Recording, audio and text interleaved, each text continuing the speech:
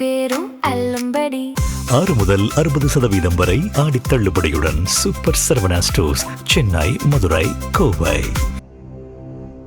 Trump இன்னைக்கு காலைல announce பண்றாரு, இனிமே அந்த இடத்தோட கார்டியன் நாங்க தான். ஈரான் என்ன சொல்லுது, இதுக்கு நாங்களே கம்மியா தானே சார்ஜ் பண்ணிருக்கோம், நீங்க இதுக்கு 20% போடுறீங்க. ஒரு பேரலுக்கு $1 ஏறிச்சுன்னா நமக்கு வந்து 10,700 கோடி கிட்ட ஒரு வருஷத்துக்கு செலவாகும். இந்தியாவுக்கு பெரிய லாஸ் என்னன்னா இதான். இன்னைக்கு அமெரிக்கா 2 அடி குழந்தை நிக்குது. ஜேடி வென்ஸ் பக்கம் ஒரு பக்கமும் பிரசிடென்ட் ட்ரம்ப் வந்து நடுவில் மாட்டி நிற்கிறாரு. ஹார்ட் கோர் கிறிஸ்டியன்ஸ் வந்து என்ன சொல்றாங்கன்னா, இஸ்ரேலை நம்ம காப்பாற்றணுங்கிறது, இஸ்ரேலால வந்து அமெரிக்கா இல்லாம செயல்பட முடியவே முடியாது. ஏன்னா ஈரான் எதை வச்சு நம்பிக்கையோட இருக்குன்னா, அந்த தண்ணியை நான் தான் கண்ட்ரோல் பண்ணுவேன்னா ஒண்ணுமே நகராது, என்ன மீறி எதுவுமே நடக்கூடாது. ட்ரம்ப் வந்து திருப்பி நான் அடிப்பேன் சொன்னதுனால இந்த வேணான்ட்டாங்க. வேணாம், ஏன்னா இஸ்ரேல் மேல ஒரு கோபம் வந்துச்சு. ஏன்னா இவங்க சொல்ல இவங்க பாட்டுக்கு லெபனானுக்குள்ள போய் அடிச்சுக்கிட்டே தான் இருந்தாங்க. MOU கையெழுத்து போட்டு பீஸ்கே போயிருச்சுன்னா அமெரிக்கா தோத்துச்சுன்னு வந்து. அரசியல் செய்திகளை வெறும் செய்திகளாக மட்டும் அல்லாமல் அதன் பல்வேறு கோணங்களை மக்களிடம் தொடர்ந்து எடுத்துச் செல்லும் நமது நியூஸ் ஃபோக்கஸ் தமிழ் சேனலை மறக்காம சப்ஸ்கிரைப் செய்து இணைந்திருங்கள்.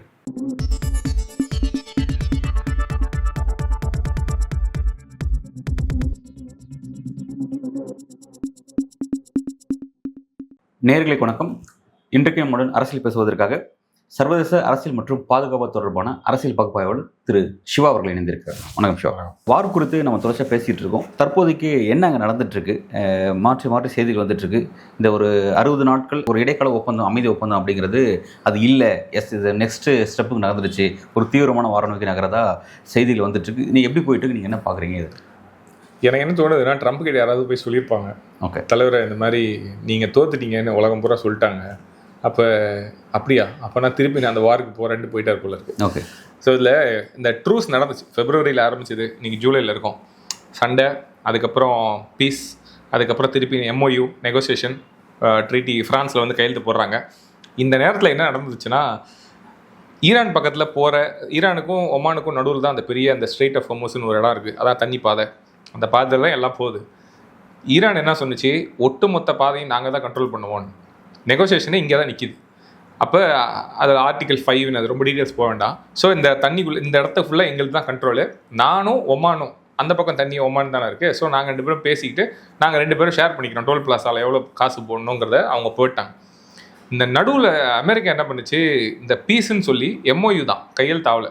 ஸோ MOU போட்டுட்டு ஒமான் பக்கத்தில் இருக்கிற தண்ணி பாதையை ரெடி பண்ணுறாங்க. இன்னொரு வேலை என்ன பண்ணுறாங்கன்னா, சவுதி இந்த மாதிரி மற்ற பர்ஷியன் கண்ட்ரிஸ், இந்த கல்ஃப் கண்ட்ரிஸ்லாம் என்ன பண்ணுறாங்க, பைப் வழியாக எடுத்துகிட்டு போகலாமா, எந்த அளவுக்கு ஈரானோட டிபெண்டன்ஸை குறைக்கலாம், அவங்க மேலே சார்பு நிலை பயங்கரமாக இருக்குது, அதை மட்டும் குறைச்சிட்டோன்னா அவங்கள வந்து ஈரானை சுருக்கிடலாம். இப்போ ஈரான் எதை வச்சு நம்பிக்கையோடு இருக்குன்னா, அந்த தண்ணியை நான் தான் கண்ட்ரோல் பண்ணுவேன்னா ஒன்றுமே நகராது, என்னை மீறி எதுவுமே நடக்கூடாது.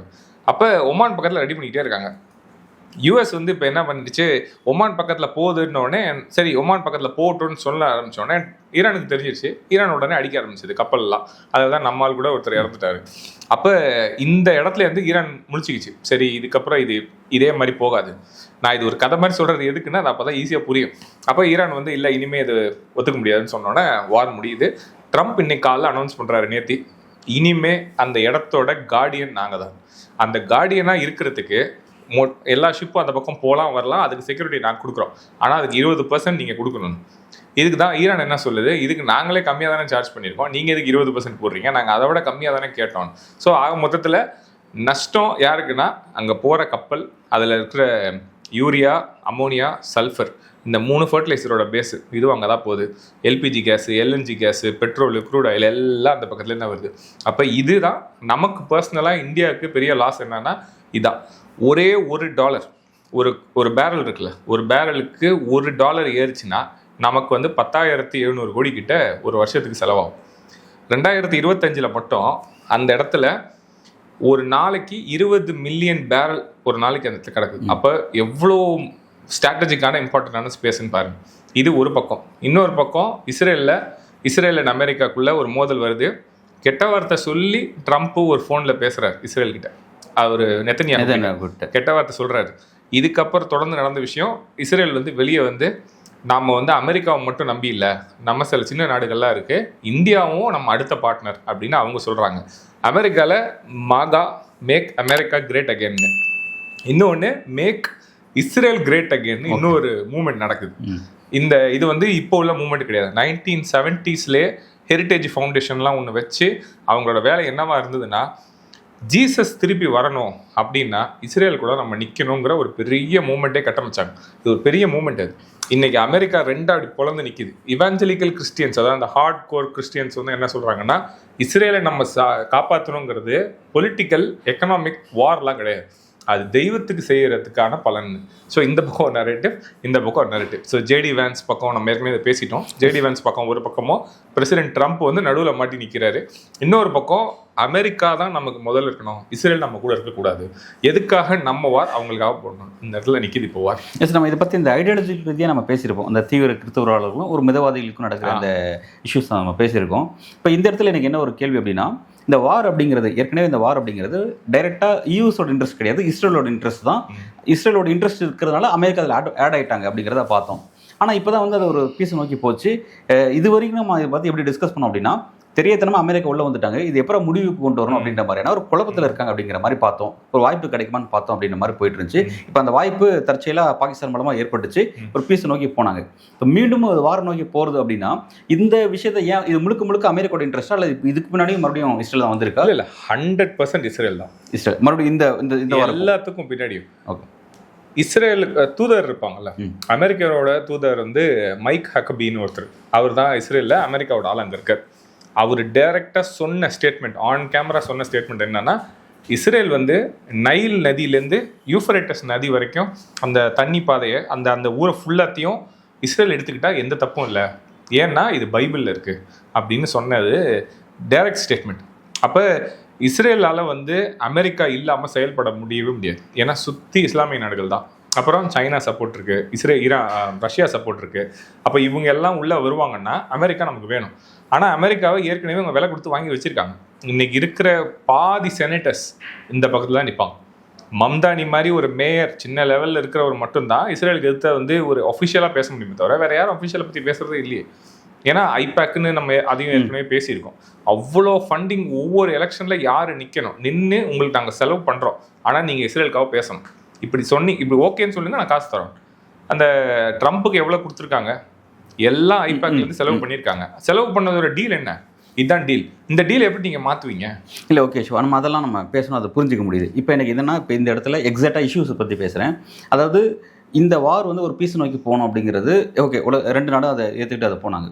ஆனால் இப்போ வந்து ஈரான் வந்து அந்த பர்டிகுலராக சில கப்பலை அட்டாக் பண்ணது தான் இந்த வார் மறுபடியும் அடுத்த கட்டத்துக்கு போகிறதுக்கான காரணம் அதுதானா? ஈரான் தான் இனிஷியேட் பண்ணியிருக்காங்களா, அல்லது அமெரிக்கா வந்து அந்த இடத்துல இதை தூண்டியிருக்காங்க, இந்த போர் மறுபடியும் அடுத்த கட்டத்தை நோக்கி போகணும் தூண்டியிருக்காங்களா? ஃபெட்டாலிட்டி நீங்கள் கேட்குறது, ஒரு அடி அடித்ததுனால, ஒரு மற்ற கப்பல் அடித்ததுனால அமெரிக்கா அவ்வளோ நல்ல நாடெல்லாம் கிடையாது. அதுக்காகலாம் அவங்க வாருக்கு வரணும்னு அவசியம் கிடையாது. ஒன்று பர்சனல் ஈகோ, அமெரிக்காவோட பவர் குறையுது.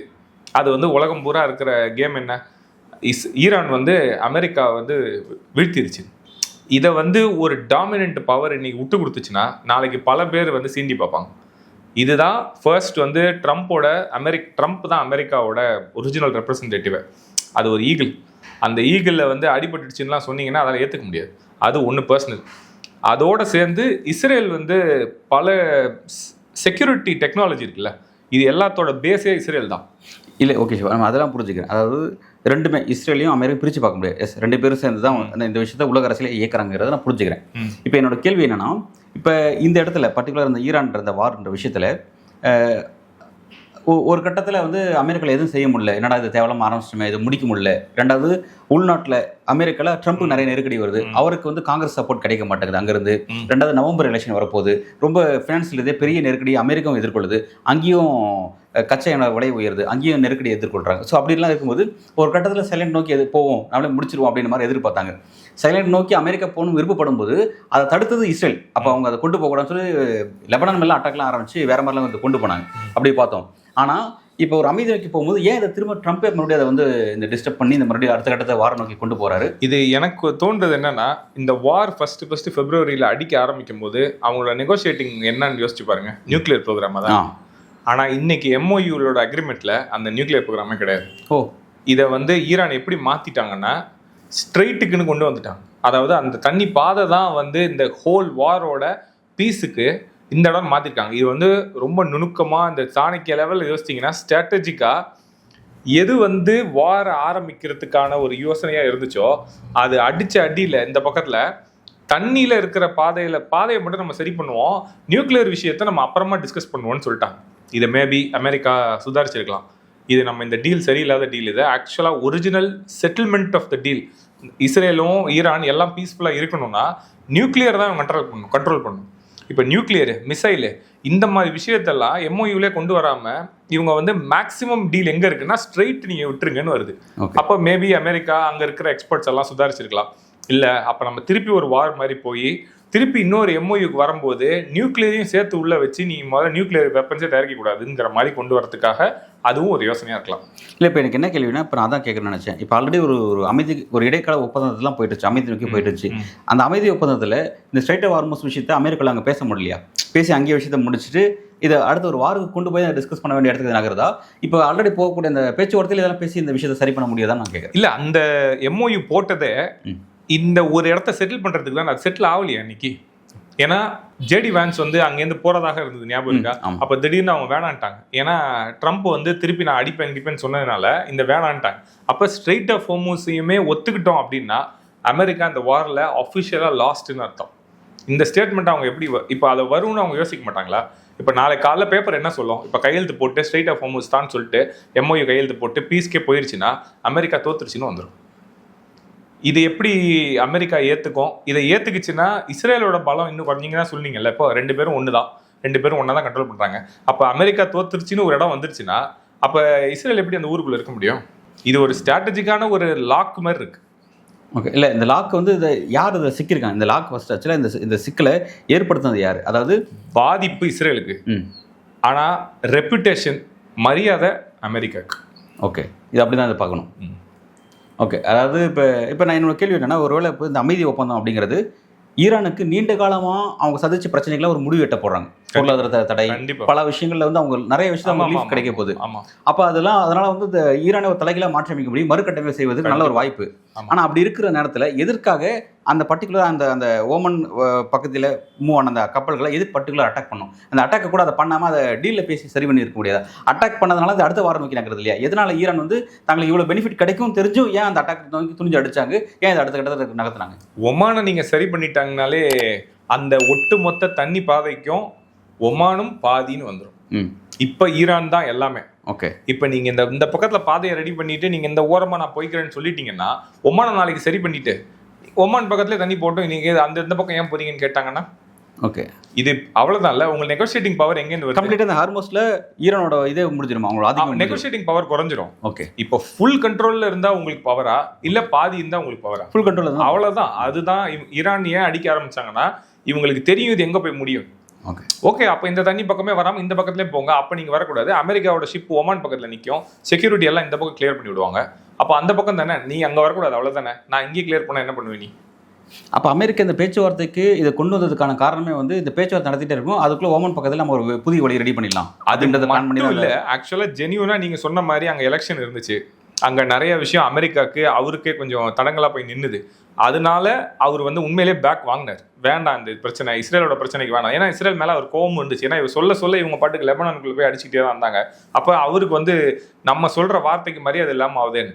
ஆனால் இது கொஞ்சம் லாங்காக யோசிச்சு பார்த்துருப்பாங்க. இது வந்து இந்த மாதிரி ஷார்ட் சைட்டடாக நம்ம பிரச்சனையை பார்த்தோம்னா ரெப்புடேஷன் என்ன ஆகும்? நாளைக்கு உலகத்தில் நம்மளை எப்படி இன்னொருத்த மதிப்பான்? இது இஸ்ரேலுக்காக எனக்கு தெரிஞ்சு ஃபர்ஸ்ட் நடந்த வார் இஸ்ரேலுக்காக, இப்போ செகண்ட் நடந்த வார் இது அமெரிக்காக்கான்னு நினைக்கிறேன். அப்படிதான் இதை பார்க்கணும். Okay, right. அடுத்த கட்டமாக இது எதை நோக்கி நகர்றது பொறுத்தது பார்க்கலாம்.